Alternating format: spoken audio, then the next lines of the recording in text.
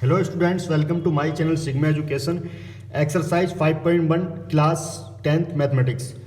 ये English medium में है, एनसीईआरटी की बुक्स। जो हिंदी मीडियम वाले स्टूडेंट्स हैं वो अपनी बुक्स में जाकर देख सकते हैं। मैं ये समझा दूंगा हिंदी में क्वेश्चन क्या कह रहा है। ये कह रहा है in which of the following situations, जो भी सिचुएशंस यहाँ पर दे रखी हैं इनमें जो है अर्थमेटिक प्रोग्रेशन एपी जो है वो इन्वॉल्व है या नहीं, ये हमें बताना होगा और क्यों। इसमें फर्स्ट क्वेश्चन का जो फर्स्ट पार्ट है ये कह रहा है अ टैक्सी फेयर, जो टैक्सी किराया है after each kilometre when the fair 15 rupees for the first kilometre and 8 rupees for each additional kilometre.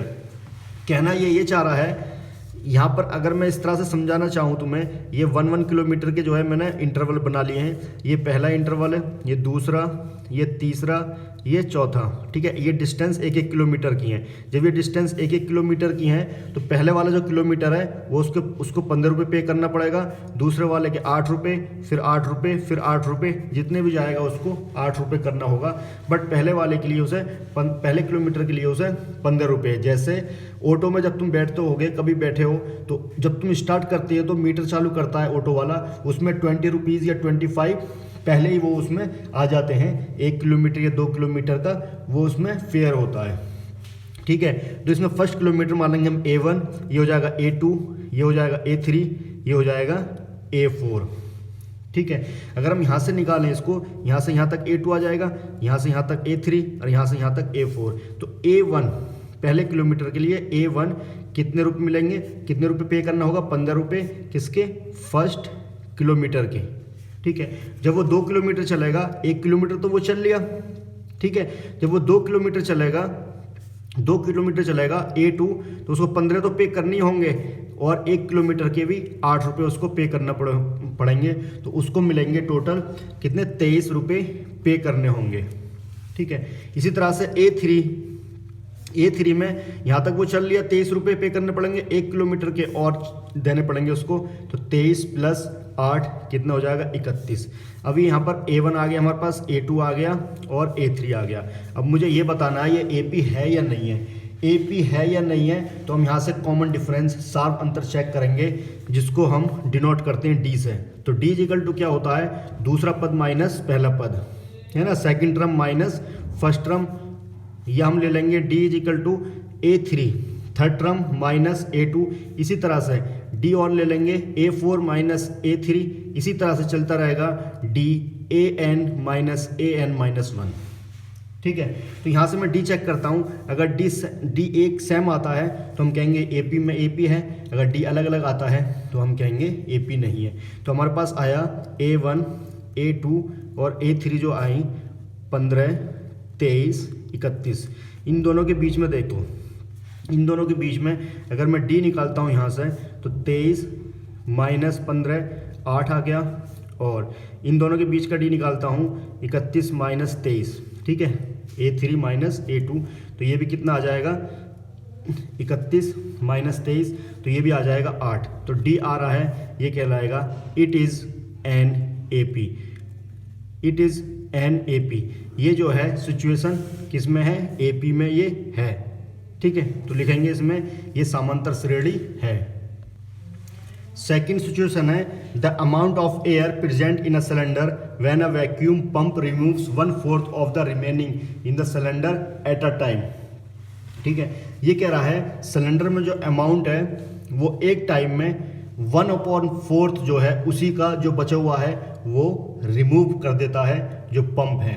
तो यहाँ पर हम इसको जब करेंगे तो किस तरह से करेंगे? सेकंड पार्ट को हम मानेंगे let amount of air in the cylinder.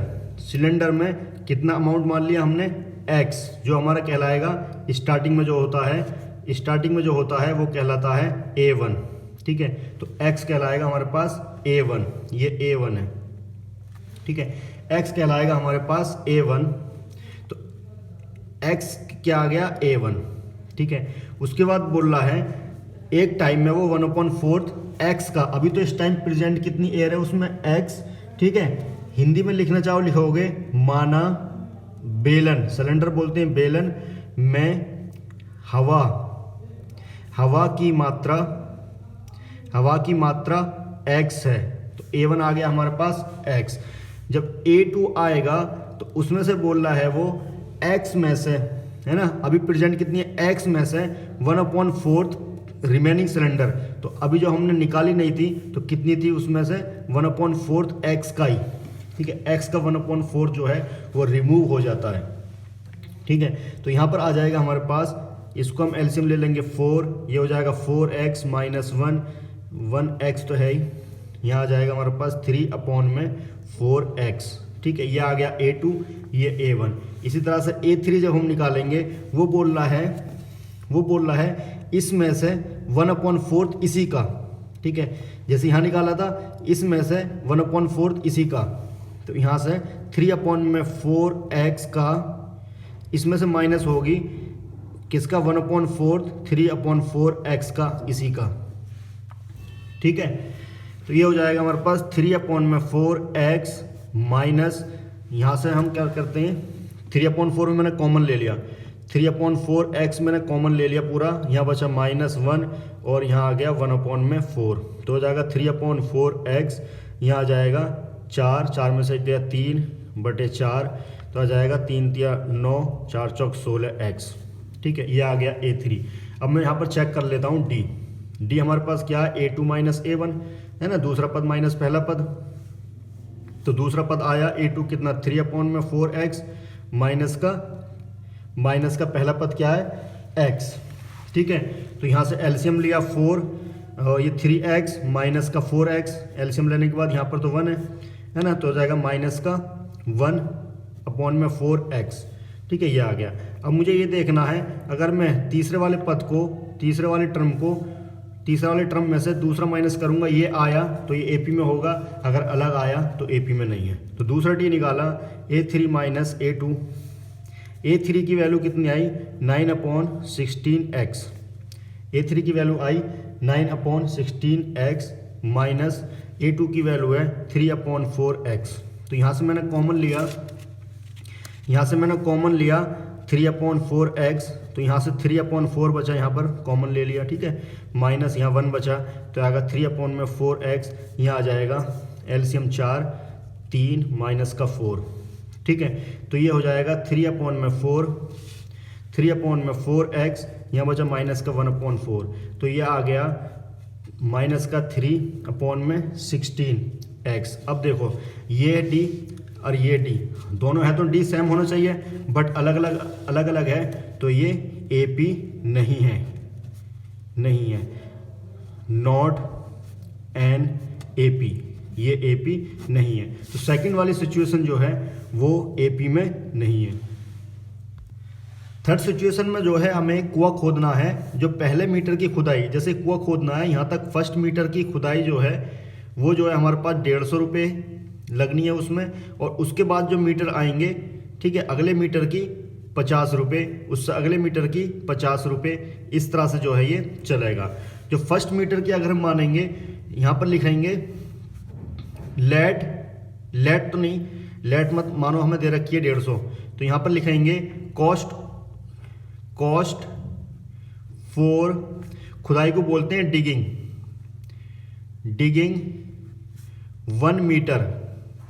1 metre गहरा खोदने का जो पहले वाला है उसके होंगे 150 रुपये, जिसको हम मानेंगे A1, ठीक है।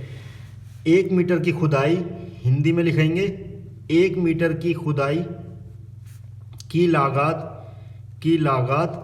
कितना है, A1 150 रुपये, ठीक है। अगले वाले की जो होगी A2 की कितना हो जाएगा, A1 प्लस D, हम D मानते हैं, D क्या है, ये 50 रुपये, तो ये हो जाएगा 150 प्लस 50 कितना हो जाएगा, 200, ठीक है। तो A2 आ गया हमारे पास 200, और A3 आ जाएगा 200 प्लस 50 250, ठीक है।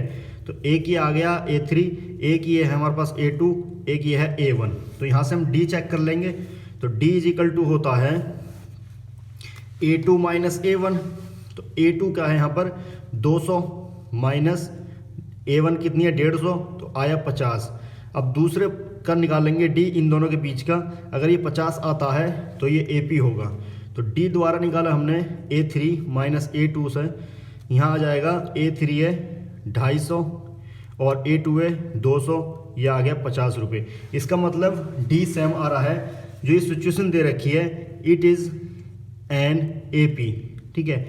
ये जो सिचुएशन है ये किस में है, समांतर श्रेणी में है, AP में है, ये थर्ड है। फोर्थ में जो है हमें दे रखा है इसमें कंपाउंड इंटरेस्ट। तो कंपाउंड इंटरेस्ट तो तुम कैसे निकाल पाओगे, तुम्हारे सिलेबस में तो है नहीं, तो इसको जो है 4 को छोड़ देना इसको, ठीक है। क्वेश्चन नंबर 2 में राइट फर्स्ट 4 टर्म, पहली 4 पद हमें लिखने होंगे AP के। फर्स्ट टर्म A, ठीक है, कॉमन डिफरेंस सार्व अंतर D are given as follows. दूसरे के जो हमें दे रखे हैं इसमें, जो इसके दूसरे के जो हमें दे रखे हैं question, first, second, third, fourth, fifth, ये 5 हैं। इसमें A की वैल्यू दे रखी है, D की वैल्यू दे रखी है, तो हमें निकालने हैं first 4 term A1, A2, A3, A4, ठीक है। तो कैसे निकालेंगे देखिए, हमारे पास है यहाँ पर फर्स्ट, ठीक है। फर्स्ट का हम निकालते हैं, A की वैल्यू दे रखी है 10 और D की वैल्यू दे रखी है 10, ठीक है। तो जो फर्स्ट होता है A, इसको हम A1 मानते हैं, और जो A2 आएगा वो आएगा A प्लस D, तो ये हो जाएगा 10 प्लस D की वैल्यू 10, 20, ठीक है, A2। A3 हो जाएगा 20 प्लस D 10, ये हो जाएगा 30, और A4 हो जाएगा 30 प्लस 10, ये हो जाएगा 40। इसी तरह से जो है हमें जितने भी यहाँ पर दे रखे हैं ये इसके पार्ट दूसरे के, ये हमें निकालने होंगे। दूसरे का सेकंड पार्ट, जिसमें A की वैल्यू दे रखी है -2, D की वैल्यू दे रखी है 0। तो जो A है ये हमारा A1 होता है -2, और A2 जो निकल कर आएगा ये होता है A1 प्लस D। तो A1 की वैल्यू -2, D की वैल्यू 0, तो -2। A3 भी कितना आ जाएगा 2, ये आ गया 2 सॉरी प्लस 0, ये भी आएगा -2। A4 भी आएगा -2 प्लस 0 -2, ठीक है, क्योंकि 0 ऐड करेंगे किसी में भी तो वही वैल्यू रहती है। इसी तरह से अगर हम तीसरा पार्ट जो है दूसरे का, ये है हमारे पास A की वैल्यू दे रखी है 4 और D की वैल्यू दे रखी है -3, ठीक है। अब तो इसको जो है खुद ट्राई करें, बाद में इसका जो है सॉल्यूशन देखें किस तरह से हुआ। तो A1 तो हमारे पास 4 ही आ जाएगा, A2 होता है A1 प्लस D, तो A1 की वैल्यू है 4 और D की वैल्यू है -3, तो आ जाएगा 1, ठीक है।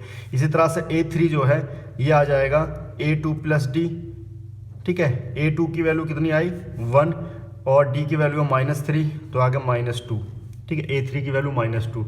इसी तरह से A4 निकालेंगे, A3 प्लस D, तो A3 की वैल्यू है -2 और D की वैल्यू है -3, तो आएगा -5। दूसरे का फोर्थ पार्ट, A की वैल्यू -1, D की वैल्यू 1/2। तो यहाँ से A1 की वैल्यू तो होगी -1 और A2 निकल कर आएगा हमारे पास A1 प्लस D। A1 की वैल्यू है -1 और D की वैल्यू है 1/2। तो -1 में से 1/2 घटाएंगे तो माइनस का बचेगा 1/2, ठीक है। इसी तरह से A3 जो है आएगा A2 प्लस D। A2 की वैल्यू आई -1/2 और D की वैल्यू है 1/2, तो माइनस का और प्लस का 1/2 कैंसिल आउट होने के बाद आएगा 0। इसी तरह से A4 जो है A3 प्लस D। A3 की वैल्यू कितनी है 0 और D की वैल्यू है 1/2, तो इसकी वैल्यू आएगी 1/2। दूसरे का जो फिफ्थ पार्ट है, A की वैल्यू माइनस का 1.25 और D की वैल्यू माइनस का 0.25। जो A है वही A1 होता है, माइनस का 1.25। A2 निकल कर आएगा A1 प्लस D से, तो A1 की वैल्यू है -1.5, ठीक है। ये भी प्लस है और माइनस का D है, तो प्लस और माइनस माइनस 0.25, ये माइनस के ऐड होने के बाद 1.5, ये आ गया हमारे पास A2। इसी तरह से A3 निकालेंगे, A3 हो जाएगा A2 प्लस D। A2 की वैल्यू आई माइनस का 1.5 और D की वैल्यू है माइनस का 0.25, तो ये हो जाएगा माइनस का 1.75। इसी तरह से A4 जो निकल कर आएगा A3 प्लस D से निकल कर आएगा, A3 की वैल्यू -1.75 और D की वैल्यू माइनस का 0.25, तो आ जाएगा माइनस का 2.00। तो ये क्वेश्चन सेकंड था। क्वेश्चन नंबर 3 का फर्स्ट पार्ट, इसमें हमें दो चीज़ पूछी है। एक तो फर्स्ट टर्म पूछा है ए, और पूछा है इसमें डी कॉमन डिफरेंस सार्व अंतर। ठीक है, ये हमें दे रखी है AP। अब यहाँ से ए की वैल्यू तो आ गई 3 और डी की वैल्यू आएगी, ये हो गया A1, ये A2, ये A3, ये A4, इस तरह से चलेगा। तो हम डी निकाल सकते हैं A2 माइनस A1 से भी, तो आ जाएगा A2 की वैल्यू है 1 प्लस का और -3, तो माइनस का 2, तो डी की तो वैल्यू आ गई -2 है ना, और ए की वैल्यू आ गई 3। इसी तरह से इसका सेकंड पार्ट अगर हम देखते हैं, -5, -1, 3, 7 एंड सो ऑन। यहाँ से ए की वैल्यू तो आ गई -5 और डी आ जाएगा हमारे पास -5, इसमें से इसको माइनस कर देंगे, -5, तो -1 माइनस प्लस, ये हो जाएगा 5 और प्लस का आ जाएगा 5 में से 1 जाएंगे 4। ठीक है, इसी का थर्ड पार्ट है हमारे पास। थर्ड पार्ट है क्वेश्चन में 1/3, 5/3 और 9/3 और 13/3। ठीक है, इसका जो ए की वैल्यू है वो तो आ जाएगा 1/3 और डी की वैल्यू आएगी, इसमें से इसको घटा दो या इसमें से इसको घटाओ या इसमें से इसको घटाओ, बात एक ही है। 5/3 माइनस का 1/3, ये आ जाएगा 3 एलसीएम, 5 माइनस का 1 4/3। ठीक है, क्वेश्चन नंबर 3 का फोर्थ पार्ट 0.6, 1.7, 2.8 और 3.9। इसमें हमें ए निकालना होगा और डी निकालना होगा। पहले खुद ट्राई करें, बाद में देखें इसको।